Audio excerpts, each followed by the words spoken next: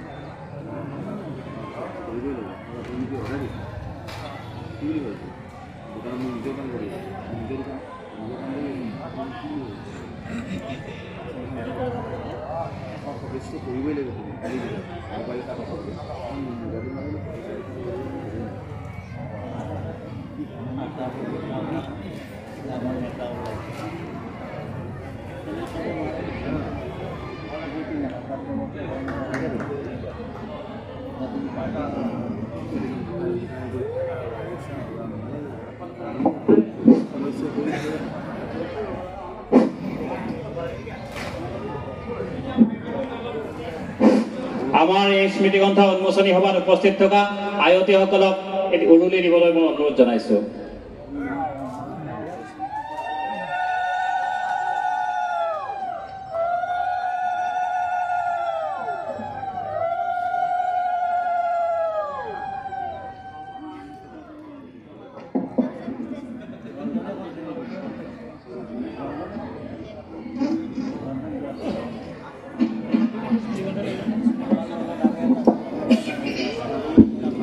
Hello', চিৰ চেনেহী মোৰ ভাষা জননী, জয়তে মাজবাট উচ্চতৰ মাধ্যমিক বিদ্যালয়ৰ এই মহাৰজত জয়ন্তী বৰ্ষ উদযাপনৰ এই পবিত্ৰস্থলীত উপস্থিত আটাইলৈ মই মোৰ ভক্তি ভৰা সেৱা শ্ৰদ্ধা নিবেদন কৰিছোঁ। শ্ৰদ্ধাৰ ৰাইজ, চাওঁতে চাওঁতে মাজবাট উচ্চতৰ মাধ্যমিক বিদ্যালয়ে ৭৫টা বছৰ অতিক্ৰম কৰিলে। এই ৭৫টা বছৰ আগতে এনেকুৱা এক আওতীয়া অঞ্চলত এখন বিদ্যালয় প্ৰতিষ্ঠাৰ যি সপোন দেখিছিল, যিসকল মহামনীষীয়ে এখন বিদ্যালয় প্ৰতিষ্ঠাৰ জৰিয়তে শিক্ষা বিস্তাৰৰ এই মহান কৰ্ম আজিৰ পৰা ৭৫ বছৰ আগতে অনুধাৱন কৰিছিল, সেইসকল ব্যক্তিলৈ আৰু সেই প্ৰতিষ্ঠাৰ দিনৰ পৰা আজিৰ তাৰিখলৈ এইখন বিদ্যালয়ৰ উৎকৰ্ষ সাধনৰ লগত যিসকল ব্যক্তি, যিসকল শিক্ষক, যিসকল কৰ্মচাৰী, যিসকল ছাত্ৰ জড়িত হৈ থাকি এই ইহধামৰ পৰা পৰলোক ধামলৈ গতি কৰিলে, সেই সকললৈ মই এই ক্ষণত মোৰ সেৱা শ্ৰদ্ধা ভক্তি নিবেদন কৰিছোঁ। আৰু তেখেতসকলে য'তেই থাকক আমাক এই সৃষ্টিৰ এই যি আশীৰ্বাদ, এই আশীৰ্বাদ প্ৰদান কৰক, যাতে আমি জাতিটোক, ভাষাটোক আমাৰ সমন্বয় সম্প্ৰীতিৰ এই বৰভেটি বান্ধি আমি আগবঢ়াই লৈ যাব পাৰোঁ।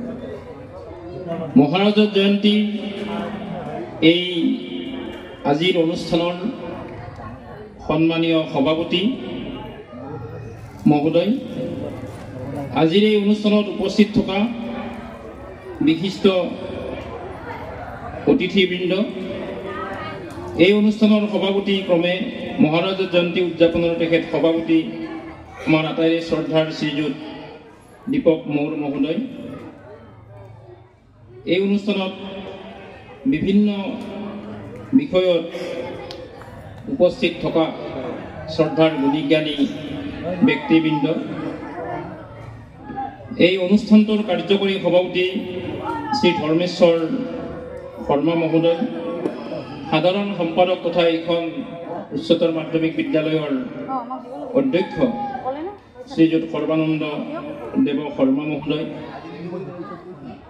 আমাৰ ওদালগুৰি জিলা সাহিত্য সভাৰ সন্মানীয় সম্পাদক নিৰ্মল কুমাৰ নাথ ডাঙৰীয়া, মোৰ সৈতে সংগতি অহা অসম সাহিত্য সভাৰ লোক সংস্কৃতি সংৰক্ষণ সংবৰ্ধন উপসমিতিৰ সন্মানীয় আহ্বায়ক ডাক্তৰ সমৰ তালুকদাৰ মহোদয়কে প্ৰমুখ কৰি আজিৰ এই অনুষ্ঠানত উপস্থিত থকা গুণীজ্ঞানী ব্যক্তিবৃন্দ, শ্ৰদ্ধাৰ ৰাইজ, জয় জয়তে মই আপোনাসৱক মোৰ আন্তৰিক সেৱা শ্ৰদ্ধা নিবেদন কৰিছোঁ।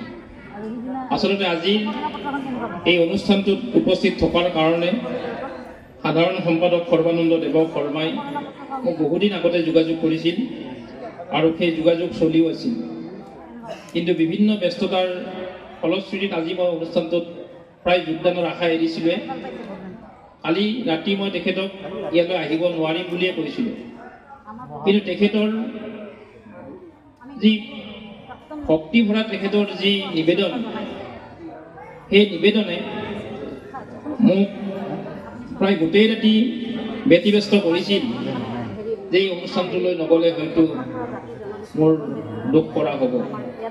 কাৰণ মই নিজেও এজন শিক্ষক হ'বলৈ চেষ্টা কৰি থকা ব্যক্তি। আজি 40 বছৰ একেবাৰে বিদ্যালয়ৰ পৰা বিশ্ববিদ্যালয়লৈ মই অধ্যাপনা কৰিছোঁ। গতিকে মোৰ পিতৃ মাতৃৰ পিছতে মই যদি শ্ৰদ্ধা কৰোঁ সেয়া মোৰ শিক্ষকক, আৰু আজিৰ তাৰিখতো মোৰ শিক্ষকৰ প্ৰতি সেই শ্ৰদ্ধা অটুট আছে। এতিয়াও মোৰ প্ৰাথমিক বিদ্যালয়ৰ শিক্ষকজনক দেখিলে মই গাড়ী চলাই গৈ থাকিলেও নামি তেওঁক মাত এষাৰ লগাওঁ। গতিকে তেনেকুৱা এখন বিদ্যালয়ৰ আজি ৭৫ বছৰীয়া এটা উৎসৱ, আৰু সেই অনুষ্ঠানটোলৈ মোক আমন্ত্ৰণ জনোৱা হৈছে। এই অনুষ্ঠানটোৰ যিখন দাপোন, সেই দাপোনখন আপোনালোকৰ আগত মুকলি কৰি দিয়াৰ মানসেৰে।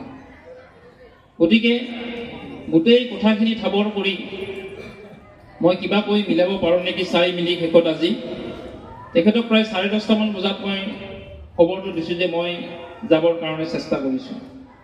কৰ্মসূত্ৰে মই ধুবুৰীত থাকোঁ, গতিকে ধুবুৰীৰ পৰা আহি আছিলোঁ আৰু কিবা বিশেষ কামত মই গুৱাহাটীলৈ যাবলগীয়া হ'ল, আৰু গুৱাহাটীৰ পৰা আহি আপোনালোকৰ সভাত উপস্থিত হওঁতে যথেষ্ট পলম হ'ল।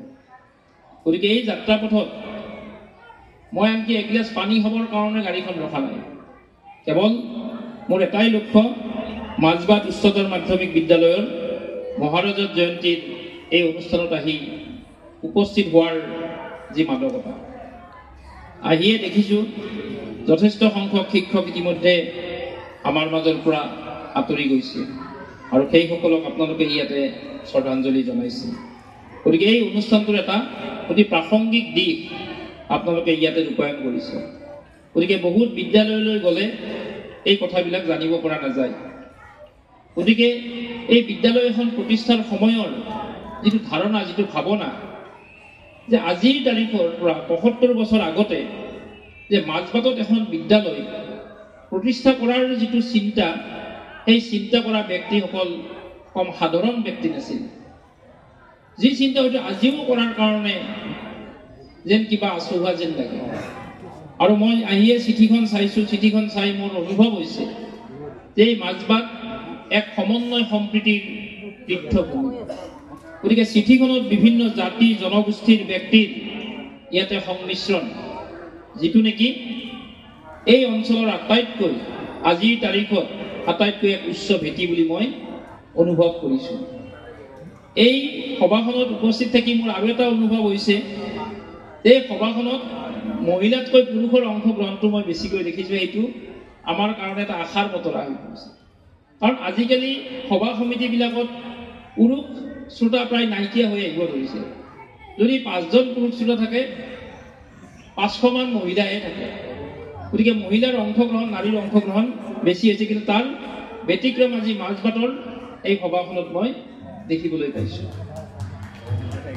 আমি আমাৰ যিটো জাতীয় সত্তা, জাতীয় ভাৱনা, জাতীয় চিন্তা, এই জাতীয় সত্তা, জাতীয় ভাৱনা, জাতীয় চিন্তাত আমি এক সমন্বয় সম্প্ৰীতিৰ দৃষ্টিভংগীৰে আগবঢ়াই লৈ যোৱাৰ প্ৰয়াস কৰিব লাগিব। আৰু মই যলৈ গৈছোঁ, য'ৰ সভা সমিতিত মই গৈছোঁ, তাত মই এটা কথাই কৈছোঁ যে এটা জাতিৰ, এটা অঞ্চলৰ, এখন ৰাজ্যৰ অগ্ৰগতিৰ বুনিয়াদ ৰচনা হয় তিনিটা বিষয়। যে সেই তিনিটা বিষয় হ'ল সুস্থ শিক্ষা, সুস্থ স্বাস্থ্য আৰু সুস্থ যাতায়াত ব্যৱস্থা। যদি এই শিক্ষা, স্বাস্থ্য আৰু যাতায়াত ব্যৱস্থা যদি হেল্থি হয়, সুস্থ হয়, তেতিয়াহ'লে তাত আৰু একো ভাবিবলগীয়া কথা নাথাকে। সেইখন ৰাজ্য, সেইখন ঠাই প্ৰগতিৰ পথত আগবাঢ়ি যায়। কিন্তু আমি বহু ক্ষেত্ৰত এই বিষয়টোত আমি উজুতি খাবলগীয়া হৈছে। এজন মোৰ আগৰ বক্তাগৰাকীয়ে খুব ডাঙৰ কথা এটা কৈ গৈছে যে আজিকালি ছাত্ৰ ছাত্ৰীসকলৰ যি গুটখাৰ প্ৰতি যিটো আত্মীয়তা বাঢ়িছে, গ্ৰন্থতকৈ গুটখাৰ প্ৰতি তেওঁলোকৰ আত্মীয়তা বাঢ়িবলৈ আৰম্ভ কৰিছে। গতিকে আমাৰ সমাজখন কেনেকৈ তিলে তিলে এটা ধ্বংসৰ গৰাহলৈ যাবলৈ আৰম্ভ কৰিছে, যে আমি দেখিও নেদেখাৰ ভাও ধৰিবলৈ আমি আৰম্ভ কৰিছোঁ। যে মই মোৰ লিখা এটাত লিখিছিলোঁ যে এগৰাকী শিক্ষক এখন শিক্ষানুষ্ঠানৰে নহয়, তেওঁ সমাজৰো শিক্ষক। সেই বিষয়টোত মই লিখিছিলোঁ যে আমাৰ শিক্ষানুষ্ঠান বাঢ়ি গৈ আছে, কিন্তু শিক্ষকৰ সংখ্যা দিনে দিনে কমি গৈ আছে। যে আজিৰ তাৰিখত আমাৰ সমাজত শিক্ষকৰ সংখ্যা দিনে দিনে কমি গৈ আছে। তেতিয়া মোক এজন ব্যক্তিয়ে প্ৰশ্ন কৰিছিল যে আগতে মাত্ৰ এখন বিশ্ববিদ্যালয় আছিল, আজি প্ৰায় 20খনমান বিশ্ববিদ্যালয় হ'ল। আগতে মাত্ৰ 1901 চনত এখন মহাবিদ্যালয় আছিল, আজি সেই মহাবিদ্যালয়, চৰকাৰী মহাবিদ্যালয় 600 ঘৰ পাৰ কৰিলে, আৰু বেচৰকাৰী কথাটো নাই, 1000 পাৰ কৰি গৈছে। গতিকে আপুনি শিক্ষক কমি গৈছে বুলি কৈ আছে। তেতিয়া মই উত্তৰটো দিছিলোঁ যে যদি শিক্ষক বিষয়টো যদি এটা চাকৰি বুলি ভাবি থকা হয়, তেতিয়াহ'লে চাকৰিৰ সংখ্যা বাঢ়িছে। শিক্ষক বাঢ়িছে নে নাই আপোনালোকে নিজেই অনুভৱ কৰকচোন।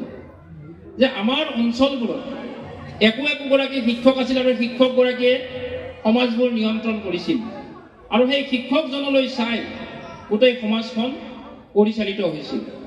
গতিকে শিক্ষক হোৱাৰ ধাৰণাটো এটা চাকৰি নহয়। চাকৰিটো DC অফিচতো চাকৰি কৰে, আন ঠাইতো চাকৰি কৰে, PWD অফিচতো চাকৰি কৰে, ঠিক তেনেকৈ বিদ্যালয়তো শিক্ষকৰ চাকৰি কৰে। গতিকে সেই বিদ্যালয়ত শিক্ষকৰ চাকৰি কৰাটো যদি শিক্ষক বুলি ভাবি লোৱা হয়, তেতিয়াহ'লে এই সমাজৰ অগ্ৰগতি, সমাজৰ উন্নতি কেতিয়াও সম্ভৱ নহয়। কিন্তু ভৰণ পোষণৰ কাৰণে, পৰিয়াল এটা চলাবৰ কাৰণে অৰ্থৰ প্ৰয়োজন। গতিকে সেই কথাখিনি আমি অনুধাৱন কৰিব লাগিব। আমি শিক্ষকৰ সেই সমস্যা আমি নিশ্চিতভাৱে দূৰ কৰিব লাগিব। যেতিয়া এগৰাকী ব্যক্তিয়ে যেতিয়া শিক্ষক হ'বলৈ যেতিয়া তেওঁ চিন্তা কৰিব, তেওঁৰ যথেষ্ট দায়িত্ব তেওঁৰ মূৰত আপোনা আপুনি সোমাই পৰিব। গতিকে তেওঁক কোনেও ক'ব নালাগে। গতিকে তেওঁ যেতিয়া শিক্ষক হ'বলৈ ব্ৰত ল'ব, তেতিয়া প্ৰথমতে সেই শিক্ষকজনৰ ছাত্ৰ তেওঁ নিজেই হ'ব। সেই শিক্ষকজনৰ নিজেই তেওঁ শিক্ষক, নিজেই তেওঁ ছাত্ৰ। অৰ্থাৎ তেওঁ নিজেই নিজক নিয়ন্ত্ৰণ কৰিব পাৰিছে নে নাই? আৰু যদি নিজেই নিজক নিয়ন্ত্ৰণ কৰিব পাৰিছে, তেতিয়াহ'লে তেওঁ শ্ৰেণীকোঠাত বিচৰণ কৰিব, আৰু শ্ৰেণীকোঠাত বিচৰণ কৰি ছাত্ৰ ছাত্ৰীসকলক এনেকুৱা ধৰণে শিক্ষা দিব যে আমাৰ বহুত মানুহে বা বহুত ছাত্ৰ ছাত্ৰীয়ে ঘৰত গৈ কয় যে অমুক শিক্ষকজন ভাল, অমুক শিক্ষকজনক খুব ভাল লাগে। অমুক শিক্ষকজনৰ নামটো লৈ নাই নাই ভাল নহয়, ভাল নালাগে। এই যে ধাৰণাটো যে তেওঁলোকৰ মনত ঘনীভূত হ'ল, তাৰ মানে তেওঁ ক'ৰবাত উজুতি খাইছে। গতিকে সেই শিক্ষকৰ যিটো কৃচ্ছ সাধনা, সেই শিক্ষকৰ কৃচ্ছ সাধনা ইমান সহজ বিষয় নহয়। গতিকে প্ৰথমতে তেওঁ শ্ৰেণীকোঠাৰ পৰা তেওঁ সেই ছাত্ৰসকলৰ গৃহস্থবিলাকৰ মাজত তেওঁ শিক্ষক হিচাপে ইতিমধ্যে প্ৰতিষ্ঠা লাভ কৰিলে, আৰু লাহে লাহে লাহে লাহে তেওঁৰ পৰিসৰটো বাঢ়ি যাব ধৰিলে। হয়তো এখন গাঁও, তাৰপিছত এটা অঞ্চল, এনে কৰি কৰি গৈ গৈ গৈ গৈ তেওঁ এখন ৰাজ্যত, কেতিয়াবা এখন দেশত হুমুকি মাৰে। আমাৰ APJ আব্দুল কালাম, আমি তেখেতক ৰাষ্ট্ৰপতি বুলি আমি পাইছিলোঁ। কিন্তু তেখেতে ৰাষ্ট্ৰপতিৰ পদ যেতিয়া শেষ হ'ল, সেই ৰাষ্ট্ৰপতিৰ তেওঁৰ যি ধাৰণা, সেই ধাৰণাই তেওঁ কি কৰিব নোৱাৰিলে, মোহিত কৰিব নোৱাৰিলে। তেওঁ পুনৰ আকৌ এই শিক্ষকতাৰ বৃত্তিলৈ উভতি গুচি আহিল। গতিকে শিক্ষকৰ সেই ধাৰণা, শিক্ষকৰ এই কৃষ্ণ সাধনা ইমান সহজ বিষয় নহয়। গতিকে সেই আত্মীয়তাটো আমাৰ লাহে লাহে এতিয়া কমি আহিছে। কি বিদ্যালয়ত, কি সমাজ ব্যৱস্থাত সেই ধাৰণা আমাৰ কমি আহিবলৈ আৰম্ভ কৰিছে। যে মই এটি সাধাৰণ কথা কৈছোঁ, যে এখন বিদ্যালয়লৈ মই মাজতে এখন বিদ্যালয়ৰ কিবা এটা অনুষ্ঠানলৈ গৈছিলোঁ। যে অনুষ্ঠানটো আৰম্ভ হোৱাৰ সময়খিনিত আমি সেই ঠাণ্ডাৰ দিন আছিল, তাত কেইখনমান চকী পাৰি শিক্ষকসকলৰ লগত বহি কথা বতৰা পাতি থাকিলোঁ। আৰু কথা বতৰা পাতি থাকোঁতে মোৰ চকুকেইটাই এনেই অলপ শিক্ষক, মই সাধাৰণতে 300-250 ছাত্ৰ ছাত্ৰী থাকিলে মই ছাত্ৰ ছাত্ৰীৰ চকুৰ ফালে চাই মই শিক্ষাদান কৰা মানুহ। গতিকে কোনো ছাত্ৰ ছাত্ৰী, কোনজন ছাত্ৰই কি ভাৱ লৈ আছে সেইখিনি কথা মই অনুধাৱন কৰি তেওঁলোকৰ মনস্তত্ব বুজি শিক্ষাদান কৰিবলৈ চেষ্টা কৰোঁ। আৰু ভাষণৰ ব্যৱস্থাটোতো মই সেইটোৱে কৰোঁ। গতিকে আপোনালোকৰ যেতিয়া উপলব্ধি হ'ব যে আপোনালোকৰ এই মই কোৱা কথাখিনি বিৰক্তিবোধ ভাৱ আহি আছে, তেতিয়াই মোৰ ভাষণটো শেষ হ'ব। কিন্তু আমাৰ কিছু বক্তাই সেই কথাবিলাকৰ লক্ষ্য নকৰে, যে মানুহে ভাষণ শুনিছে নে শুনা নাই এই কথাটো বাদ দি তেওঁ ভাষণ দিব লাগে, তেওঁ ভাষণ দিয়া কাম তেওঁ ভাষণ দি গৈ আছে। গতিকে যেতিয়া মই দেখিলোঁ যে এজন চকীদাৰে বা কিবাই তেওঁ ৰুম এটাৰ পৰা কিবা এটা মানে পুখুৰী এটা সদা এটাত কিবা এক সদা কিবা বস্তু লৈ গৈছে, তাত মোৰ হঠাতে চকুত পৰিল কিছুমান মানে প্লাষ্টিকৰ মানে কিছুমান পেকেট এনেকুৱা জাতীয় বস্তু চকুত পৰিল। মই তেওঁক ওচৰলৈ মাতি আনিলোঁ যে আপুনি এইফালে আহকচোন। আহিল সেই সদাটো লৈ, দেখিলোঁ যে সেই সদাটোত এক সদা আপোনাৰ মানে সেই শিখৰ, হলপৰ, কিবা আজিকালি কিবা কমলা পচন্দ এনেকুৱা এনেকুৱা পেকেটবিলাক। তেতিয়া মই সুধিলোঁ এইবিলাক আপুনি ক'ৰ পৰা আনিলে? তেতিয়া ক'লে যে এই ছাৰ এই ক্লাছ 6ৰ এই ৰুমটো চাফা কৰিলোঁ, তাতে সভা হ'বতো, তাৰ পৰা আনিলোঁ। ক্লাছ 6ৰ ৰুম, তাত ওলাইছে এইবিলাক। বোলো হয় ছাৰ। তেতিয়া মই শিক্ষকসকলক ক'লোঁ যে আপোনালোকে কিবা ইয়াতে শিক্ষা দিয়াৰ কিবা যুক্তিযুক্ততা আছেনে? যে আপোনালোকৰ এটা শ্ৰেণী কোঠা চাফা কৰিলেই যদি ইমানবিলাক হৰপল বা কেপি কমলা পচন্দ এইবিলাকৰ যদি পেকেট ক্লাছ 6ৰ ছাত্ৰ ছাত্ৰী যদি খাই আছে, সেইখিনিয়ে যদি আপোনালোকৰ নিয়ন্ত্ৰণত নাই, তেতিয়াহ'লে আমি কি ব্যৱস্থাৰে আমি আগবাঢ়ি গৈ থাকিম? গতিকে সেই যিটো মানসিকতা, সেই মানসিকতাটো আমি গঢ় দিব পৰা নাই।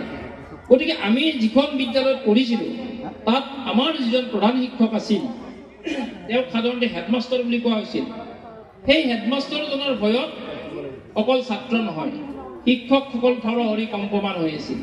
আমি বেল পৰাৰ পিছত আমি বিদ্যালয়লৈ যাবলৈ ভয় লাগিছিল, কাৰণ বেতডাল লৈ এনেকৈ ঘূৰি ফুৰে, কাৰ তাত কিমানটা কোব পৰে তাৰ কোনো ঠিকনা নাই। যেতিয়া বিদ্যালয় আৰম্ভ হ'ল, তেওঁ খুব ধুনীয়াকৈ দৰ্জাৰ কাষত থাকি কোন শিক্ষকে কি পঢ়াইছে খুব সুন্দৰকৈ শুনি থাকে। আৰু কেতিয়াবা যদি কিবা ভুল হোৱা যেন দেখিছে, লগে লগে শ্ৰেণী কোঠাটোত সোমাই কৈছে যে আপুনি শিক্ষক, আপুনি ছাত্ৰ ছাত্ৰীক কিয় ভুলকৈ পঢ়াইছে, সেই ভুলটো শুধৰাই দিয়ে।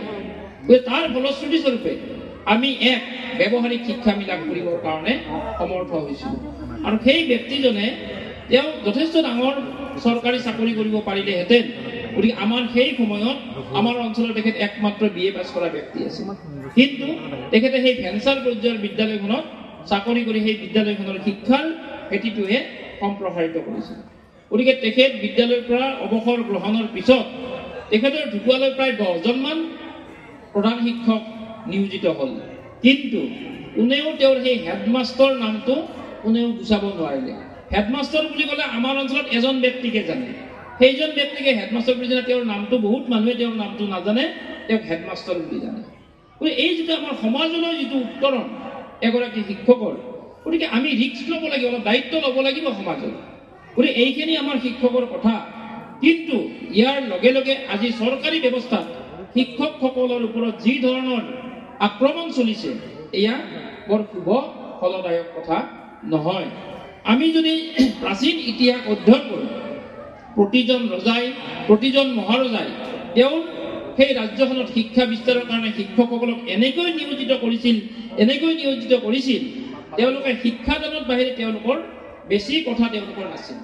তেওঁলোকে বেছি চিন্তা কৰিব নালাগে, তেওঁলোকৰ মুখ্য উদ্দেশ্যটোৱে আছিল শিক্ষাদান কৰা। কিন্তু আজিৰ সময়ত শিক্ষকসকলৰ মাজত এনেকুৱা ধৰণৰ কাৰ্য আৰম্ভ হৈছে যে দেখিলেই দুখ লগা অৱস্থা এটা। যে এগৰাকী শিক্ষকক মই মাজতে দেখিছিলোঁ যে শিক্ষক এগৰাকীয়ে মানে কি কৰিছে, কোৰাছ আৰু আপোনাৰ মানে এই যে মানে যিটো ৰান্ধাৰ কাৰণে যিটো মানে কি কয় খন্তি বান্ধি তাৰমানে তেওঁ চাইকেলখনত সেই খন্তিয়ে কোৰাছে আৰু এটা পিতলৰ চৰিয়া তেওঁ বান্ধি লৈ তেওঁ বিদ্যালয়লৈ গৈ আছে। মই ভাবিছোঁ যে কিবা ভাত তাত ৰান্ধিবলৈ যায় নেকি, শৰ্মা মানুহ, শৰ্মা উপাধিৰ শিক্ষক। তেওঁ মই সুধিলোঁ ক'ত যায়, যে তেখেতে ক'লে যে নহয় স্কুলত যাওঁ, যে স্কুলত যাই এইবিলাক বস্তু লৈ যে নহয় তাত আগতে থৈছিলোঁ এইবিলাক বস্তু চোৰ হৈ যায়, গতিকে সেইকাৰণে ঘৰতে ৰখা কৰিছোঁ। গতিকে তেওঁ বিদ্যালয়লৈ যোৱাৰ আগতে তেওঁ কোৰাছ, চৰিয়া আৰু সেই খন্তি এইখিনি তেওঁ আগতে মানে কি কৰিব লাগিব, এই হেডমাষ্টাৰজনে আগতে যোগাৰ কৰিবলগীয়া অৱস্থা এটা আৰম্ভ হৈছে। আমি গুণোৎসৱত গৈছোঁ, গুণোৎসৱৰ সম্পৰ্কত যিবোৰ কাৰ্যপন্থা আমি দেখিছোঁ, গতিকে সেই কথাবিলাকে আমাৰ ঠিক তেনেকৈ ইমপ্লিমেণ্ট, আমাৰ যদি পলিচি ইমপ্লিমেণ্ট যদি কৰিব যাওঁ তাৰ জৰিয়তে কিবা এটা সমস্যাৰ সমাধান হ'ব বুলি মই অনুভৱ নকৰোঁ, যদি সহৃদয়তাৰে সেই কামবিলাক কৰিব পৰা নাযায়। গতিকে আজিৰ এই বিদ্যালয়খনৰ উত্তৰণত এই অঞ্চলৰ ৰাইজৰ সহৃদয়তা লাগিব, এই শিক্ষকসকলৰ সহৃদয়তা লাগিব, কিন্তু লাহে লাহে আমাৰ সেই ব্যৱস্থাবিলাক নাইকিয়া হৈ আহিব ধৰিছে। আজি 10-12টামান বছৰৰ ভিতৰত দেখিছোঁ যে এখন বিদ্যালয়ত আগত আমি পঢ়াৰ সময়ত সেই ৰাইজখনৰ যিটো সহৃদয়তা আছিল, আত্মীয়তা আছিল, এতিয়া সেইবোৰ নাইকিয়া হৈ আহিব ধৰিছে। ইয়াৰ কাৰণ নথকাও নহয়, কাৰণ ব্যক্তিগত খণ্ডৰ বিদ্যালয়বিলাক আৰম্ভ হৈছে। আমাৰ পৰিয়ালবিলাকে ছাত্ৰ ছাত্ৰীক ব্যক্তিগত খণ্ডৰ বিদ্যালয়ত পঢ়াবলৈ আৰম্ভ কৰিছে, আৰু ব্যক্তিগত খণ্ডৰ বিদ্যালয়ৰ কথাটো হ'ল টকা পইচাৰ খেল, যে টকা দিছোঁ মোৰ ল'ৰা ছোৱালীক পঢ়াইছোঁ, গতিকে সেই আত্মীয়তাৰ কথাটো তাত নাহে। গতিকে আমি বিদ্যালয়ৰ বেৰ দিবলৈ গৈছোঁ যে মাহত 5টা আমি গোজ নিব লাগিব, বুটলাৰ গোজ বা মদাৰৰ গোজ কাটি নিব লাগিব, কাৰণ বিদ্যালয়ৰ চৌহদত আমি বেৰ দিব লাগিব। সৰস্বতী পূজা হৈছে, ঘৰৰ পৰা চাউল দালি লৈ যাব লাগিব, তৰি তৰকাৰী লৈ যাব লাগিব। আজিতো এইবিলাক নচলে, আজিকালি সৰস্বতী পূজাত ফ্ৰাইড ৰাইচ চলে, টকা বেছিকৈ ল'ব। আজিকালি শিক্ষক দিৱস মানে যে শিক্ষক দিৱস পাতিব 500 টকা দিব লাগিব, কেক কাটিব লাগিব, মমবাতি নুমাব লাগিব, অমুক কৰিব লাগিব, তমুক কৰিব লাগিব। এই ধৰণৰ কথাবিলাক আমাৰ এই শিশু মনৰ পৰাই তেওঁলোকক এনেধৰণে এটা কি কৰা হৈছে, সমাজখনৰ প্ৰতি এনেদৰে তেওঁলোকক বিচ্ছিন্ন কৰি নিবলৈ আৰম্ভ কৰিছে যে তাৰ ফলত তেওঁলোকে উচ্চ শিক্ষা গ্ৰহণ কৰি ভাল চাকৰি পাইছে, কোনোবাই DC হৈছে, কোনোবাই ADC হৈছে, কোনোবাই SP হৈছে, কোনোবাই অমুক হৈছে, কোনোবাই তমুক হৈছে। এই জাতীয় দায়বদ্ধতাটো নাই। গতিকে জাতীয় দায়বদ্ধতাটো যদি নাথাকে যে মোৰ জাতিটো কেনেকৈ জীয়াই থাকিব, যদি মোৰ ভাষাটোৱে যদি জীয়াই নাথাকে, মোৰ যদি সাংস্কৃতিক পৰম্পৰাই যদি জীয়াই নাথাকে, তেতিয়াহ'লে মোৰ জাতিটো কেনেকৈ জীয়াই থাকিব। গতিকে আমাক ৰাজনীতিও লাগিব, তাৰ লগতে আমাক সমাজ নীতিও লাগিব। গতিকে আজি আমি প্ৰত্যেকেই জাতি জনগোষ্ঠীৰ এক সমন্বিত প্ৰচেষ্টাৰে আমি জাতীয় জীৱন গঢ়িব লাগিব। আজি আমি বিশ্বায়নৰ নাগৰিক, গতিকে বিশ্বায়নৰ নাগৰিকৰ আমাৰ চিন্তা চেতনাবিলাক আমাৰ বিশ্বায়নমুখী আমাৰ হ'ব লাগিব। গতিকে তেতিয়াহে আমি আমাৰ নেতৃত্বৰ আমি আগবঢ়াই লৈ যাব পাৰিম আমাৰ এই সমাজখনক। গতিকে আমি আজি নতুন প্ৰজন্মক বাৰে বাৰে বাধা দিছোঁ, নতুন প্ৰজন্মক আমি কৈছোঁ, গতিকে এই নতুন প্ৰজন্মক আমি শিকিবলৈ, জানিবলৈ, বুজিবলৈ কিবা সুযোগ সুবিধা কৰি দিছোঁ নে?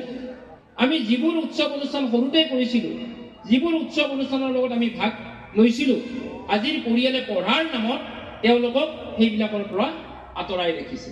আজি আমাৰ অভিভাৱকবিলাকৰ তাত দায় দায়িত্ব নাই, আজি আমাৰ সমাজৰ তাত দায় দায়িত্ব নোহোৱা হ'ল।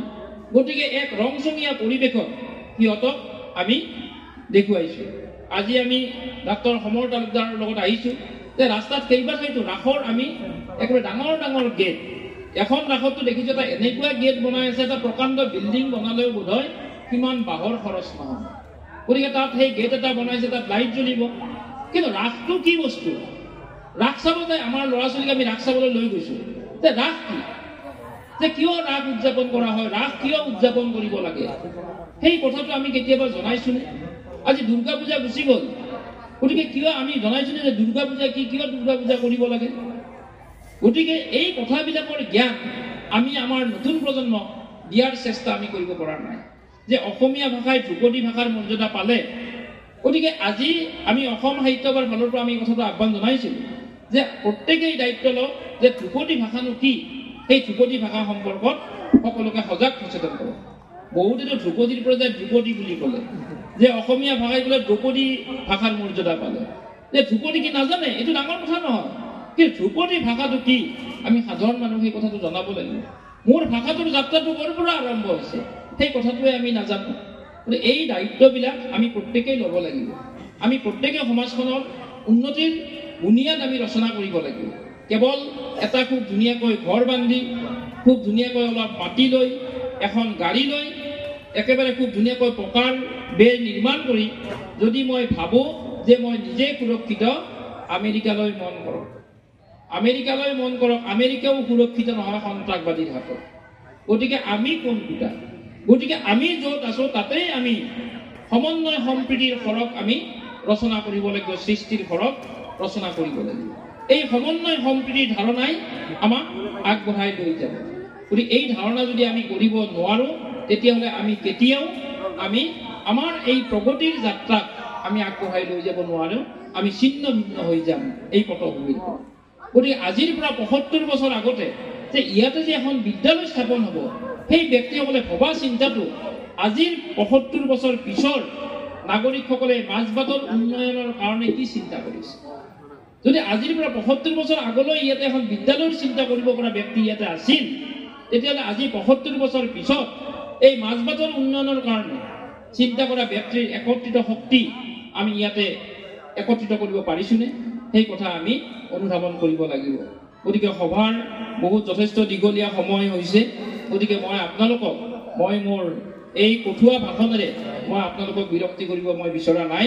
গতিকে আজি এই যি মোৰ কৰকমলেৰে এই যি মহাৰজত জয়ন্তীৰ স্মৃতি গ্ৰন্থখন আপোনালোকে মোৰ হাতেৰে উন্মোচন কৰিলে, তাৰ বাবে মই মাজবাট উচ্চতৰ মাধ্যমিক বিদ্যালয়ৰ লগতে এই বৃহত্তৰ মাজবাটবাসী ৰাইজৰ ওচৰত চিৰকৃতজ্ঞ হৈ ৰ'ব।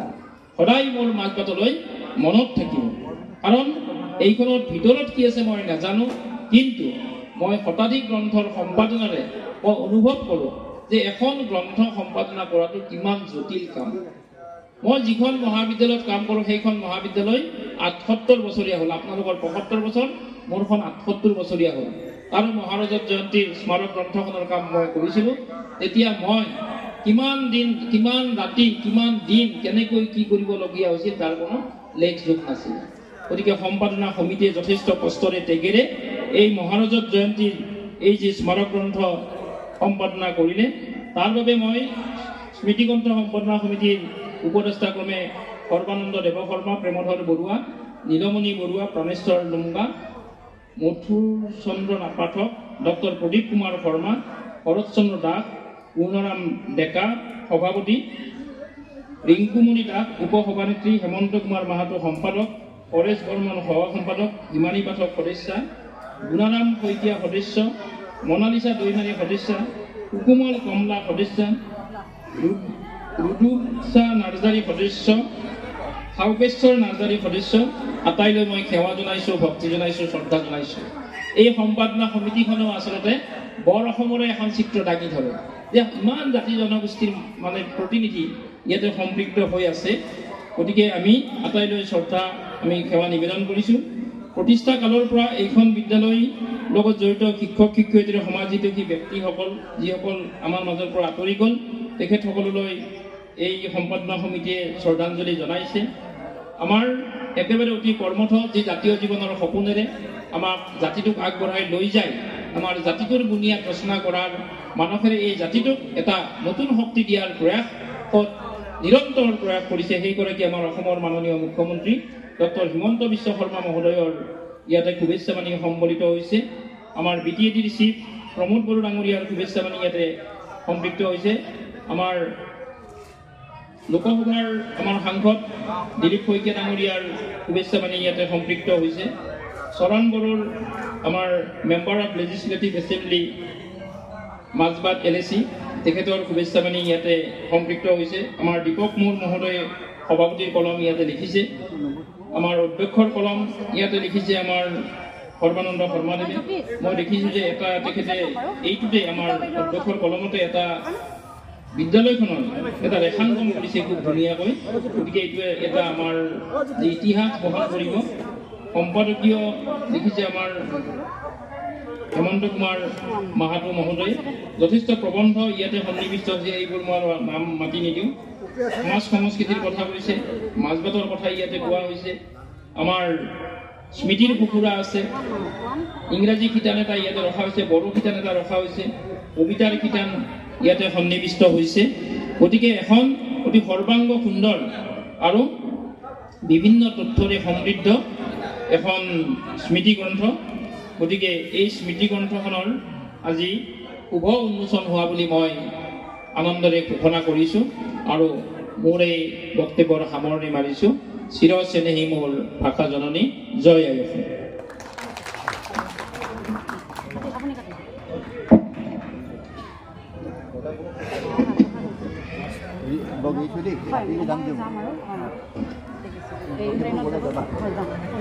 আমাৰ স্মৃতি গ্ৰন্থ উন্মোচক সন্মানীয় উপেন্দ্ৰজিৎ শৰ্মা প্ৰধান সম্পাদক সাহিত্য সুন্দৰকৈ আজি এই অনুষ্ঠানটো আহি আমাৰ এই কাৰ্যসূচী সমাপন কৰিলে।